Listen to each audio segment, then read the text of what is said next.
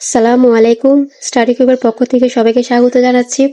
আজকে আমরা অষ্টম শ্রেণীর ইতিহাস ও সামাজিক বিজ্ঞান বইয়ের পঞ্চম অধ্যায়ের নাম বাংলা অঞ্চলের সামাজিক ও সাংস্কৃতিক ইতিহাসের বৈচিত্র্যময় গতিপথ পৃষ্ঠা নং ৬৮ আলোচনা করব। তাহলে চলো আমরা মূল বইয়ের ৬৮ পৃষ্ঠায় চলে যাই। দেখো ৬৮ পৃষ্ঠায় একটা অনুশীলনী আছে। আমি আশা করব তোমরা এটা সলভ করার আগে অবশ্যই এর আগে রিডিং পড়াগুলো তোমরা নিজেরা পড়ে নিবে। তাহলে দেখো কি দেওয়া আছে দেখে নি। আদি যুগে বাংলা অঞ্চলের মানুষের পারিবারিক, সামাজিক, সাংস্কৃতিক ও রাজনৈতিক জীবনের প্রেক্ষাপট এবং প্রধান বৈশিষ্ট্যগুলো আমরা জানলাম। উপরের পাঠ থেকে চলো নিচের প্রশ্নগুলোর উত্তর খুঁজে বের করি। তাহলে চলো আমরা প্রথম প্রশ্নে কি দেওয়া আছে দেখে নি।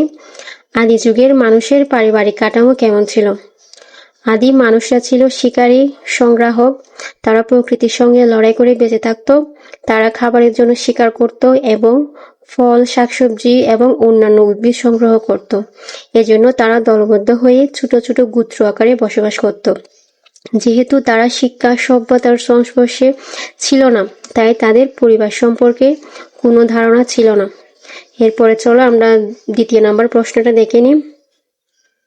দেখো দ্বিতীয় নম্বর প্রশ্নে দেওয়া আছে সামাজিক ও সাংস্কৃতিক জীবনের প্রধান উৎসবগুলো কেমন ছিল?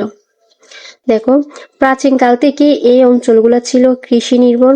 ফসল কাটার দিন তাদের সবচেয়ে আনন্দের দিন। প্রাচীনকালের ফলকগুলোতে ফসল হাতে নিয়ে বাদ্য বাজনা সহযোগে নৃত্যরত চিত্র ধরা পড়ে। কৃষিকে কেন্দ্র করে মানুষের জীবনের স্থায়ী বসতির সংস্কৃতি গড়ে ওঠে। সামাজিক ও সাংস্কৃতিক জীবনের সাথে কৃষির সম্পর্ক অবিচ্ছেদ্য। আমি এখানে দুইটা প্রশ্নই এই যে আগের পড়ার বেসিসে এখান থেকে দিয়েছি। আশা করছি তোমাদের আজকের পড়াটা ক্লিয়ার হয়েছে। এতক্ষণ আমাদের সাথে থাকার জন্য সবাইকে ধন্যবাদ।